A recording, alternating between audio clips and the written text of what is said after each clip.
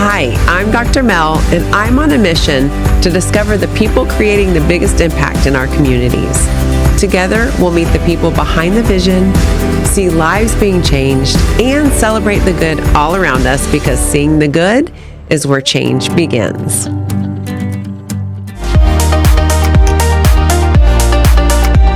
Hi friends, I'm at the Human Impact in Dallas, where they build real community with people experiencing homelessness.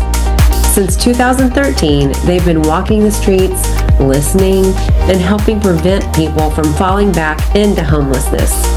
Their work is making a true impact. You won't want to miss this episode. Hi, I'm Dr. Mel, and I'm sitting here with Elizabeth Jordan, the founder and CEO of the Human Impact. Hi, Elizabeth. Hi, Melanie. Thank you for Dr. sitting Mel. with me. How are you? I'm great. I'm so glad.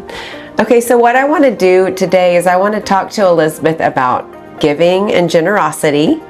I want to talk to her about the nonprofit that she began 12 years ago. And I want us to just start thinking about where we stand with giving, why we don't give, why we do give, and kind of break that down, but also learn about where she is specializing in the area of giving and how she's loving people well in her, I'm calling it a ministry, in her nonprofit. Can you share with us a little bit about why you got started, what your heart was, and what brought you to this place, which we'll get to as well? I got started because I went through some really personal crises in my life. Thankfully, my husband and I have been married almost 17 years, but our first couple of years of marriage were really tough, and I had lost my dream job at the same time as we were going through our hardest time. And so my foundations were shaken, and I was really struggling with my identity. My identity had been in my marriage and in my career. And I had grown up in the Christian faith, but had in my 20s really left God and not sure if God existed or whether or not he was real at all. But when I was in this desperate place, I actually went back to God and said, if you created me, you made me for a purpose. I've been doing my plans for my life, but they're not working out for me. What are your plans for my life? And if you'll show me what you have for me to do, I'll follow you. It ended up landing me in the poorest area of Dallas, which is South Dallas, alongside a man who'd been working in the neighborhood for 2 decades. He invited me to a street corner between a bus stop and a homeless shelter, which was very far outside of my comfort zone. But I was on an adventure with God, and so I said yes to go. And I showed up on the street corner one Thursday afternoon and have never stopped going back. And so at what point did you say, okay, this is a blueprint for my future? I really went and felt out of place every week. Yeah. And at the same time, I felt alive.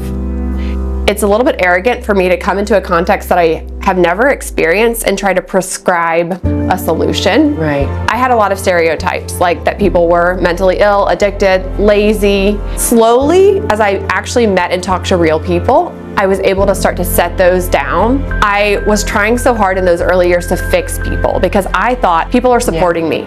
I'm useful here. If someone gets sober, if they get off the streets, and I wasn't having any success.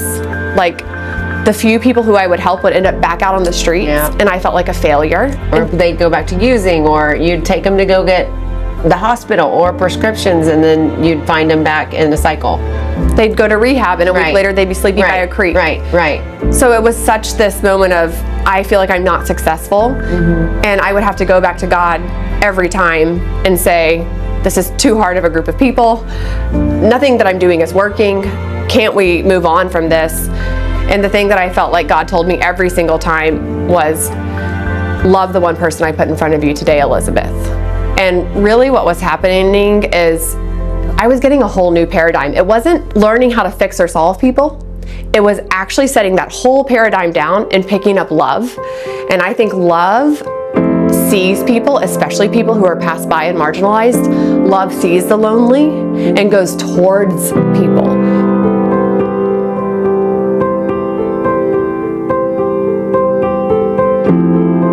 Okay, so how often do you come here?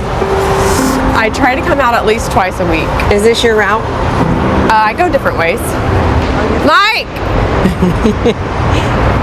This is Melanie. Hi, Mike. I'm Melanie. So I want to know, you've known Elizabeth for almost as long as I have. Yeah. Have you seen her change? Like you knew her from the very beginning. She always been the same. Oh, she always been nice.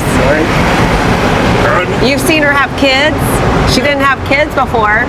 Have you met her children? Yeah, she got 2. 3. Yeah. That boy, the first boy. The first boy. So he was out when I was pregnant Yeah. with John, and when John was born. He went away for a while and then came back. So I didn't see him or only saw him occasionally for several years. Okay. Yeah. And so I want to know, where were you born? Columbus, Georgia. Columbus, Georgia. And then what brought you to Dallas? And how old were you when you left Columbus, Georgia? I was born in 67? You're young. Okay. 67? 67? Like right here. 57. Right here. 57. 57, okay. I'm not about 6 or 7 years old. 57. Yeah. Okay, so you're, 9 years old when I went to Louisiana. How old were you? I was born in Georgia. Okay. That's 7 years old. so you went to Louisiana at 7. Okay, with your family? Mom and dad, siblings? The mom and dad. Okay. And then what happened after that? That year alone, mom and dad broke up. Your parents broke up? They two married again. Were you a teenager then? How old were you? Almost. Okay. Going through hormones and all that? That'd be hard at the same time being a teenager? Yeah, that'd be hard. I had to quit school here for 4 years. Never got married. I got over. Oh, wow. 4 more kids? Where'd your dad go? He left. He left. Okay. Did you like your stepdad? Yeah. That's good. That's good. So you had 4 brothers and sisters? More? And 7 of them. Wow. Then they had one more. Wow. 8 of them. That's a lot of kids. I got 14. You have 14 You have children. 14? They're all grown. What's their age range? Only 50-something. You're not old enough. You look so young to have that many children. 16. You got started early. 16. 16? You had your first kid at 16? Whoa. That's young. Did you know how to change a diaper at 16? I'm wrong. Did you were like, what do I do? No? You knew, because your mom, okay, that makes sense. So then you leave Louisiana and come to Dallas? How long have you, what, No, I think that went up about 25. and what brought you here? He was going to California. You were going to California? I came back. Okay, so you came to Dallas, went to California, and then came back? I'm in my choice. My choice. What's your choice? Be it. Be here? I don't like order. I don't like rules. Yeah, you don't want to be in the shelter. I wouldn't either. It can get catty in the shelter. That's what I would And think. people, they're around other people all the time. Yeah. And so, like, a little thing can become an argument, and then you can get put out for something small. Yeah, even if you didn't do it, you could get blamed. That's right. And it happens Because a they lot. might not even like you and they just make something up. Yeah. Right? That's hard. It'd be hard for me because I would be mad at that person. Jesus said, if you a mean or good trespass, how do you get this mean? We all gonna trespass. We all gonna do that. That's the hard part for me because I know he says that and I'm like, well, I need to be forgiven. You're encouraging me just because it sounds like you're thinking in a way that I want to think in a lot of ways. Thanks for talking to us. I know, you're sweet. Thank you, thank you, thank you, thank you, thank you, thank you, thank you. You do this often and come meet people. And like if I want to learn something from you that you've learned by doing this, what would you say one of the greatest life lessons you've learned by spending time under the bridge? I love that you asked him just human questions. That you asked him about where he grew up and his family and how he got here. It's just so dignifying to just be treated as like a normal stranger for someone, just like getting to know someone. Because I think it's easy for us to not notice or not pay attention to doing that no matter what circumstance it is. Yes. Yeah. And then as far as like how my life has changed the most, I think it really is through, I went out thinking I was going to help or fix or solve people. First of all, I learned like we can't help or fix or solve someone else. I mean, is that not the truth? Girl! We're only responsible for ourselves, one. But two, that if I could open my heart, that the men and women I was meeting actually had a lot to teach me and a lot to offer me. Yeah. Because their lives look different from mine, and they've gone through very intense hardships. Losing family, losing stability, losing where they live, losing jobs. It's a very humbling place to be. Right. And here he is talking to us about forgiveness. It's like in the most unexpected places you get these rich lessons through people who are actually living it out, who I, in my stereotypes, would think like that's the opposite of what you would be doing here. Yes. And I'm sitting at your feet, I'm learning from you. Right. And I think about how many times I complain about my plane sitting on a runway for 2 hours. Do you know what I'm saying? Like my food not being hot, needing more salt, like Yes. talk about a flip in the script. I did not hear him once complain. Like it's a mind blow. It sets so much in perspective.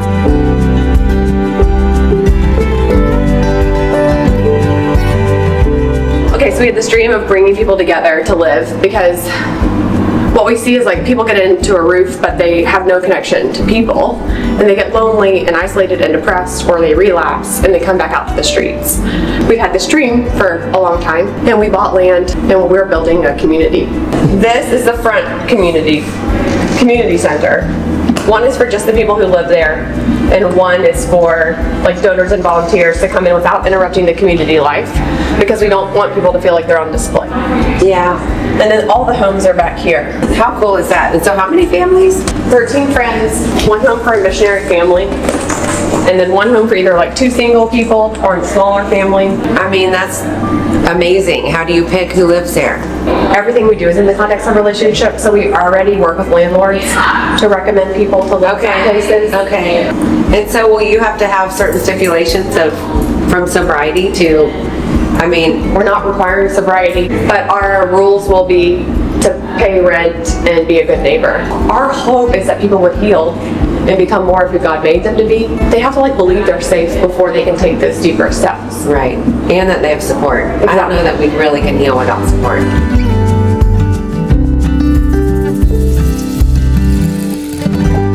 I want to talk to you just about nonprofits in general. What are your thoughts if we're wanting to really, okay, I've made an extra $50 this month, I want to give it somewhere, but I want to make sure that I'm being wise with where I'm giving it. Now I know I can't control where it goes and where it's spent, but do you have any recommendations just for the nonprofit world in general? As much as you can, I would say go see what you're giving to. Okay. So as much as you can, whatever someone is presenting, if it matches what you actually go see in person, whether the integrity is there. That's so good. So I think as much as you can, I would go on the ground and actually experience what you're giving to. What if I don't feel led to give to my friend's nonprofit? How do we handle that? Would you get we've had these discussions and I've ebbed and flowed. And so what do you do with that? Do you take, like, it's hard probably not to take it personally. I don't know. Like, what do you do if your friends aren't feeling led?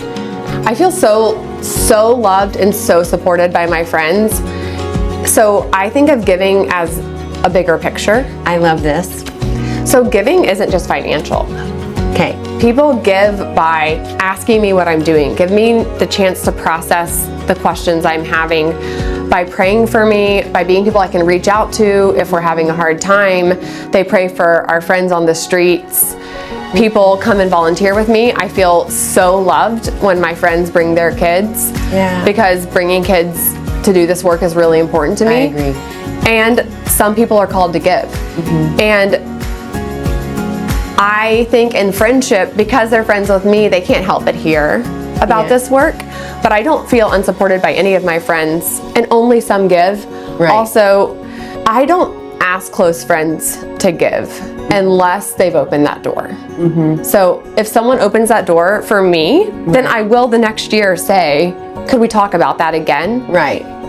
But I'm not going to open that door the first time. Right. Because I don't want anyone to ever feel like I'm using them or uncomfortable with me. Yes, that's really good. What's the average age group that you meet and experience in general? That was one of the most surprising things about coming to the streets is it was mostly men in their 40s, 50s, 60s, 70s, and beyond. And I definitely didn't picture that when I thought about homelessness. And just for people to understand, most people who fall into homelessness are still rooted in society, but they lost a job or they had a medical issue wipe out savings. They fall into homelessness and they're up and out of it within a year. It self-resolves and they never come back into homelessness. But there's a group of people, about 15 to 20% of our population, called the long-term chronically homeless. And those are people who have had a rupture in their relational system. And so when they end up on the streets, they're very much alone. And they're the people who really need to be family, who need community to circle around them. And that's really who we're focused on. And someone told me that while only 15 to 20% of the population, they utilize 80% of the resources we direct at this issue. So there are most expensive people, and we would say it's because we're missing half of the answer. So people just keep using the same services again and again and again because there isn't that chance for relationship and love and healing. Obviously, we have health issues that come up and we have different, like you're saying. Why do you think it's predominantly men? Women tend to be cared for by their families and friend communities more, whereas men, often there's a narrative like, you should get it together, you should go work, you should be able to handle this yourself, both from people to them and also internally. So I know a lot of men who are out here whose families don't even know they're here. They feel so much shame about the situation that they're in.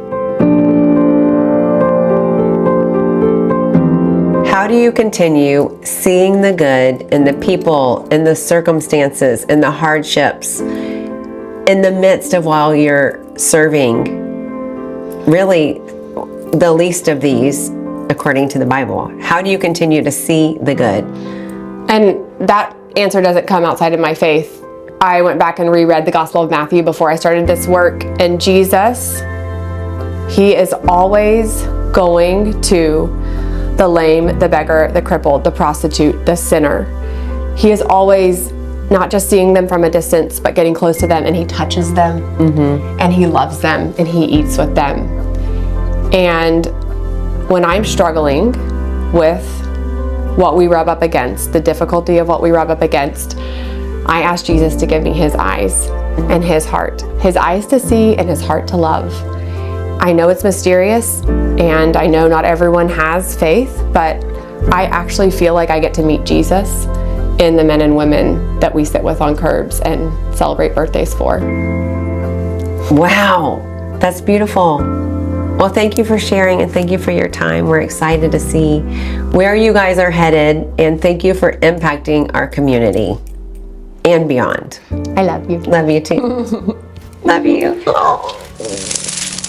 So I bet you're wondering, what is Seeing the Good? Seeing the Good is a web series that I'm creating where I'm highlighting the good that people are doing in our community, and then we're going to bless them. So in this series, we are going to spotlight about 6 nonprofits, learn about what they're about, where they came from, what they're doing, even in the financial realm, and how they are impacting lives on a daily basis.